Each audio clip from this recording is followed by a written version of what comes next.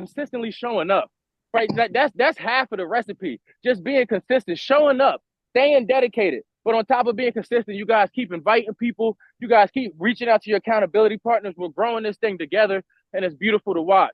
So for our visitors, for our first time visitors, this is our accountability group we call Change University. This is where we come to change. We realize I can't change you, only you can change you. So we don't make goals just focused on money here. We make holistic goals, goals focused in our faith, in our finance, in our family, in our freedom, and in our fitness. Yep, and I love it because each goal helps us get to the next level in different areas of our life. It helps us to never become complacent. And the best part is each and every person in here should have an accountability partner because believe it or not, I do know things happen in life. And I know we have a heavy heart. We'll talk about it later. But guys, I do know that the accountability partners, this community is helping. And so I'm thankful for you guys being here today. With that said, guys, I'm going to introduce our guest speaker, get out the way and let him do what he does. He is none other than the Mel Wells. Mel Wells is the president and chief executive officer of One Day at a Time. We call it ODAT. For over 40 years, ODAT has been dedicated to serving low-income and unhoused individuals and their families in Philadelphia areas affected by addiction and HIV/AIDS. ODAT also focuses on building stronger communities through its anti-violence and recovery initiatives. The part that I love, Mel Wells' father, the late Reverend Henry T. Wells, started ODAT in 1983, and Mel has taken it to new levels. Mel strategizes with policymakers to address real issues people in Philadelphia face. He's helped remove illegal drugs and guns from the streets. He's provided HIV and AIDS programming. He offers support services to the homeless and provides safe havens for our city's youth. He's no stranger to the world of movers and shakers and policymakers. I'm not rapping. Mel is known to the U.S. governors, mayors, senators, members of Congress, and the like. Yet Mel still maintains the ability to walk through the dark and dreary tunnels of the Decepticon course, seeking out the homeless to offer them a hot cup of coffee, a meal, and even a bed at ODAS facilities. Guys, I met Mel Wells a while ago. He invited me up to Philly to speak. He came down to New York to speak, and I just love what he does. He's become a brother to me. I always lean on him for his strength. He has a beautiful wife, a beautiful family, and I'm honored that he woke up early this morning with us. So could you guys just do me a favor? Say, jump off of mute for me and just give Mel a big good morning. Make sure he feels it Good the whole way morning, to Philly. Mel. Good morning. Good Good morning. morning, morning, Mel. Good Mal. morning. Good morning, Welcome. Mr. Mel. Good Good morning, morning. everyone. Good Hello, morning. glad you're here. Thank you. Welcome. Good Good morning, morning. Mel. Good morning, brother. Guys, do me a Thank you. favor. Just make sure that you're on mute, and Mel, it's all yours, bro. All right. Well, first of all, Tavon, thank you. I was not expecting this shot of coffee this morning over this link this morning, but I am so grateful to be here. I'm grateful even just to participate because the energy is definitely God-centered, and you actually woke me up even extra after my cup of coffee this morning. Good morning, family. I'm not here to get, to talk about accolades or who I am. I'm more here to talk about the work of God and what God does with us, even when we think God can't do anything with us. I get more into what I do, the organization, but I want to get started off this morning by giving God the praise by talking about a guy who I did not like. This guy I did not like was a guy who family reached out to me to work with. And this kid, he was the disrespectful kid. And what I wanted to do was just help him to stop being disrespectful to his mother. But his heart became hard over time because I believe one of the worstest drugs that you can ever have mentally is the streets. And Satan will send you out to the streets. And so as the teenager was disrespectful, he kept coming back and forth from my office. I worked with him. He actually was a great kid and everything. But one day his mom called me back because he'd come in sometime and then he'd be missing for a few months. His mom called me and said, I caught him in a room smoking weed. And she was like, I'm really, really worried about my son being in the streets. And his heart started gravitating more to the streets. Then got with him, this kid, he turned his life around. He was so good when he get on the right track, but when he was wrong, he went all the way on the wrong track, like a dog going back to his vomit. And then the next thing you know, mom got with me and called me. So he was arrested. He did a couple robberies and actually called me. She said, can you please get with my son? I'm worried that he's going to die on the streets because the other day he ran home with blood all over his shirt. And I'm listening to the story like, what are you talking about? Blood all over his shirt. He went to jail and all stuff. Well, his friend died right in his hands. He got shot in the eye and the bullet went out the back of his head. And I got with the kid. I said, man, listen, you're going to lose your life. I don't know what you're going to do and everything, but you got to figure out a way to turn your life around before you die like a lot of your friends on the street. Please, I've been through that walk of crime. I've been through that life of crime. And I even talked to him about God, tried to pray with him. He didn't want to listen to any of that stuff like that. But he had good parents and was very disrespectful of his parents. Now, at this time, his mom actually was saying he was being so disrespectful. I started actually hating this kid. And as I started to hate this kid, I had to check my own heart and pray to that about God. But then what really ticked me off, his mom called me back and said, I believe he's now doing cocaine. And this kid is now running around, robbing people in and out of jail, fighting police officers and everything. And it got to the point of when I got with this kid, it was like I almost wanted to just put my hands on him or whatever. Then his heart became so hard, he started disrespecting me. And one of the things he did that really just stopped me and him from meeting with one another is when I got the phone call, his mom was crying and said he almost murdered his brother. Today he shot him. I said, what you mean he shot him? He said, he pulled out a gun. They was arguing. My older son was trying to defend me. And then, he pulled out his gun and he shot him. And when this kid actually looked up, he realized he was sitting in a jail cell. Today, I am proud to say that guy is me that I hated, looking at myself in the mirror. My name is Mel Wells, and I am nothing but a servant of God, a guy that God got from the hog pen, off the streets, working still under the lineage of my mother and my father. They died as proud parents. I believe that anybody can turn their life around. Thank God that I had a praying mom who prayed for me and my father is the founder of One Day at a Time. My father actually got exonerated from death row. And he passed away. He passed away clean and sober. My dad did all kind of drugs. I still got a brother that's doing life in prison. And really quick about my father, let me tell you about this thing of faith. This company I work for is actually by God, whether you're Muslim, Christian, whatever your background is. We believe that there's one God. Why? Because God will do certain things that you can't take the credit for. Me and my parents cannot take the credit for One Day at a Time, and the work is doing 42 years later. And because of my mom praying, being a great praying woman, God bless my mom, she died from COVID. I still go through that mourning process. But by her praying for my father each and every day, my dad he did all kind of drugs, still was on the run from the FBI. He got with my mom here in the city of Philadelphia. My mom was able to get him in a detox. He was able to turn his life around. And in that, he heard a song while he was in detox called One Day at a Time. Looked over, seen a book called One Day at a Time. You look on my shirt, you see One Day at a Time. That's ODAT. And that's what we did, was pray one day at a time. And God would do some things that would blow your mind away.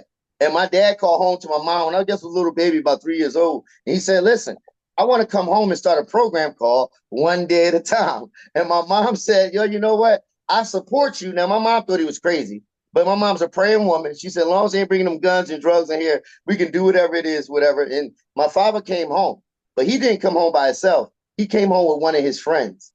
It was me, my brother, and my two sisters in the home. And the next thing you know, peer support, how we here today, we're just supporting one another, not with no titles or anything. And by having that peer support, one friend reached another friend like fishers of men.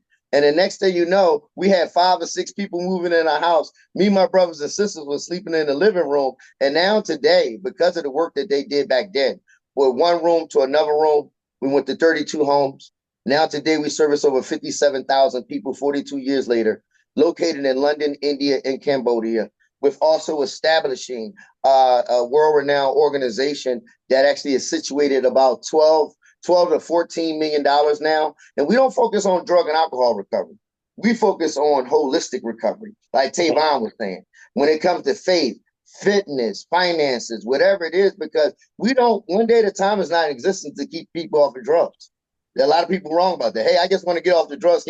No, we can't get you off the drugs, but we can show you how God has transitioned and transformed our lives. That's my story. There's nothing good about me except God saved me. And my name again, Mel Wells, president of One Day at a Time. Now I have an associate's degree. I'm also a sheriff inspector as well. And I'm working on different levels of the city. I actually founded the program here in the city of Philadelphia under God called Same Day Pay, where people can work up to 4 hours a day. My mother and my father, they focused on drug and alcohol and homeless recovery. We have family recovery, street recovery, meaning that homeless outreach teams go out to the streets each and every day. We have over 120 staff members. We have something called Youth Family Mode. We have 250 people that are in beds right now that sleep with us each and every night, from men to ladies, from respite sites to shelters to halfway houses. This is what God doing, and I'm just sitting in it. Thank you. Mm-hmm. Mm-hmm. I love it. I love it. I love it, bro. Because this is okay. Let me calm down. Sometimes when I get excited, my wife gets on me. Let me calm down. So this is how God works, right? Because I told you we always leave time for question and answer, and this is right time, right moment. So I want to attack this from a couple different lenses, if I can. The first question I want to ask you. So we have small business owners in this group, people that are ready to get to that next level in their business life. And just like you started with what your parents gave you, and I tell everybody, start with where you're at, and you grew it, right? You turned this thing to the whole next level. So it doesn't matter, in my opinion, what business you have, what field you're in. The question I have for you is, what mentality and some practical things do you need to do in order to scale or grow your business? Passion before the paycheck. Passion before the paycheck. You got to find out what you're passionate about and do that with consistency every day. And don't work for people, even though you're going to serve for people, making sure that you're working for God. And then what happens is you start to see things multiply. You know, my cup runneth over. I'm still just starting to see some things happen for one day at a time, but I had to make sure that I was passionate about what I do. And so one way I was able to do that is that I believe that God turned all things around, is that I was able to look at my former life in hindsight and saying, how can I have that much energy that I was doing the negativity with and turn it into a positive thing and become a positive hustler instead of a street hustler? And then the next thing you know, I guess was doing the work of God and serving God. So every day you got to hustle. Same thing people did on the streets. You see them with shoe boxes, they stack their dollars or whatever. I had to understand that I got to turn this passion into a paycheck, but at the same time, I got to allow God to order my footsteps. So that means that I had to go through some uncomfortable things I did not want to do. Even still today, I got 120 staff members. It seemed like I work for them instead of working for me. So I had to learn also, and I'm going through the process of humbling myself and also understanding that whatever I ask God for, I will have. But a man who don't work don't eat. So I had to put the work in first. And then I started to see some of the payoffs. I'm starting to still see some of them now. And then what God was just showing me was that like a little carrot, like keep going. Keep coming, keep going. And I'm sure that with my eyes will never be able to understand what God has for me, and my ears will never be able to comprehend. But I'm searching. Mm-hmm. Mm-hmm. And I love it. So here's the tangible thing. You know, I love to make it practical for you guys. If you're writing it down, write this down in your notes. It doesn't matter if you're selling a product. It doesn't matter if you're providing a service.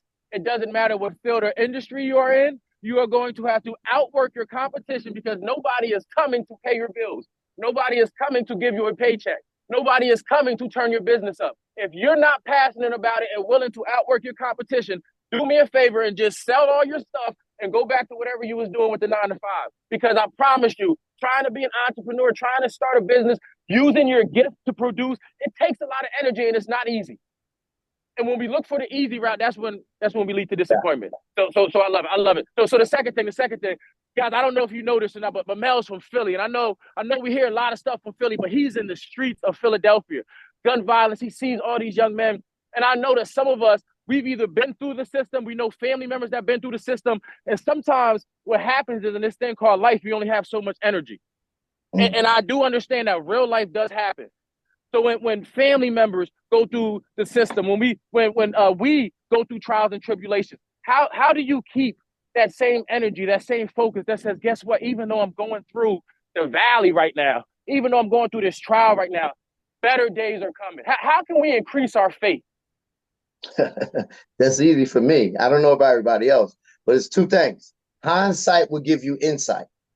Stop complaining and look at what God has brought you through and look at the miracles he already did in your life. A lot of times I find myself praying for a miracle to happen instead of realizing that I am the walking miracle. And so that's something that I have to do, is that I actually have to, I'm going to grab something for you. Take mine.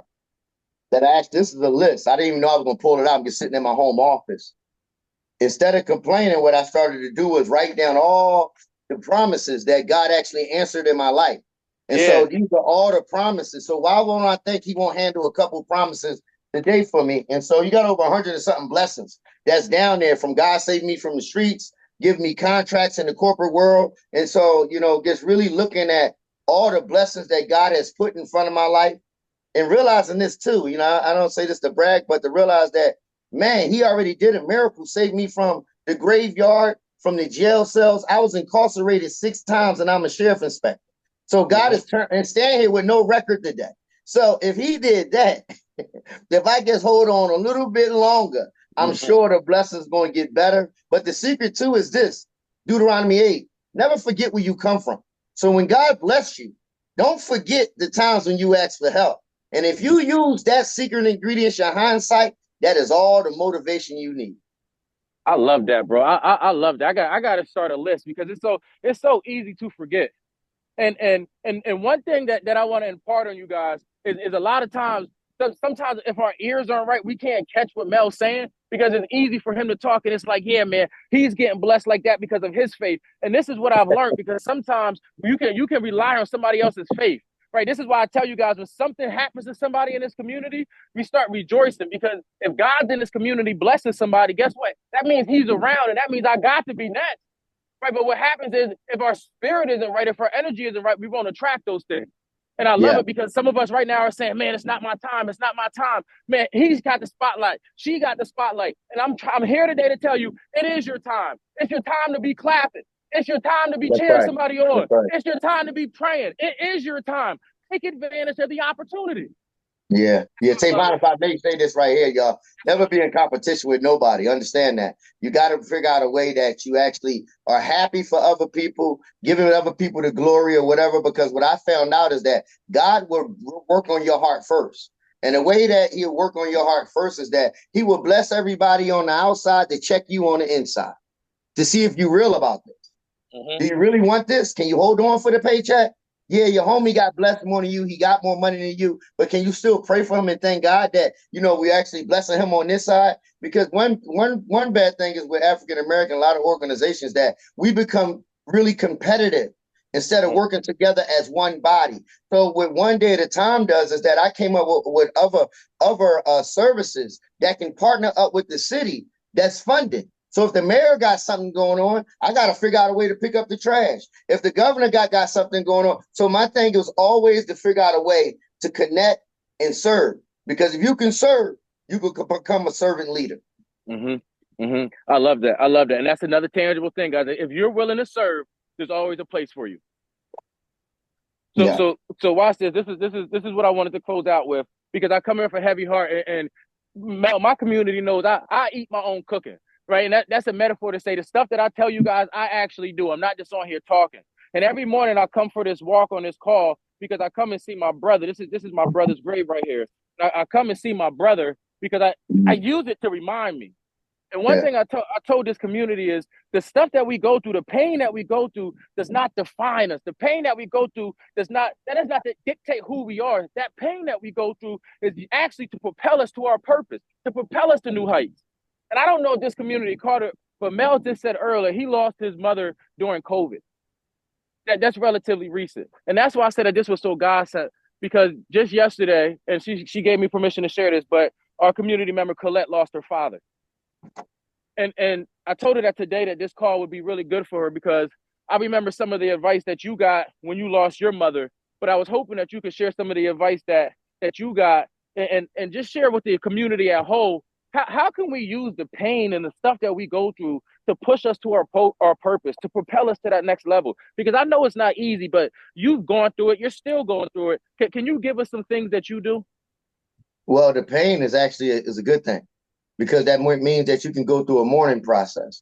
This mourning process can last until the day that you die, but actually use that pain to keep you connected. Again, I use that pain and say, I am not the president of One Day at a Time. It's my title. CEO, I still work under my mother and my father. I do that to make sure that they keep their spirit alive.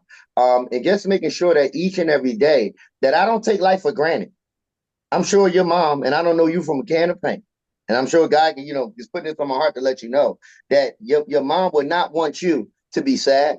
Your mom won't want you to take a day for granted. And this life is very short. God is all the motivation we need. We are here today. We're going tomorrow. We got to put the work in while we can. And we have to be generational blessers. Yeah. That means mom get to live for 4 or 5 more generations. As long as you continue to water that seed, and that's for all of us to understand that we don't get to the point where we just die. What we do is we become generational blessers, meaning that our kids' kids will live under us. And that means that, our spirit will continue to live on. The body may go away one day, but there will be a connection with my mother. And I'll show you one thing here this morning as well, Tavon. I'll show you that. I keep a connection with my mom. And that's my mom right there. And I just keep these connections each and every day, just to remind me to stay motivated to do the things I need to do. And so I share my pain with you. There's nothing. My words cannot heal it. There will be times that you will cry in the shower alone. There will be times you want to punch the wall. But I guarantee you this, hold on to the hand of God and stay tuned for that ride, because he's going to make sure that he uplifts your heart. He's going to make sure that he uplifts your heart and do the things that, you never thought that can happen, even through the blessing, through a death of even your mom. He could turn that to a blessing and a lesson. Amen. Amen. And I do want to just clarify. I believe it was her father, but the message is still the same, because it's the love of a parent. So I think that I did want to end with that, but guys, just a tangible thing from that. Every single day is just so precious. And regardless of whenever our last day is, when we start to realize the meaning of this thing called life, we start to realize that we get a small opportunity every day to tap into our greatness. Oh, that's correct. That's correct. Her mom passed earlier this year in February, and her father just recently passed. So 2 parents in a year. My God, my heart is with you. Yeah, my heart too. Both my parents gone. My heart with you. Yes. And like Mel said, you have a decision, as we all do. Right? The decision is, we can use this to push us. We can use this to motivate us. Or we can use this as an excuse for the rest of our lives of why we're mourning. And that decision is yours. And so with that, Mel, do you want to close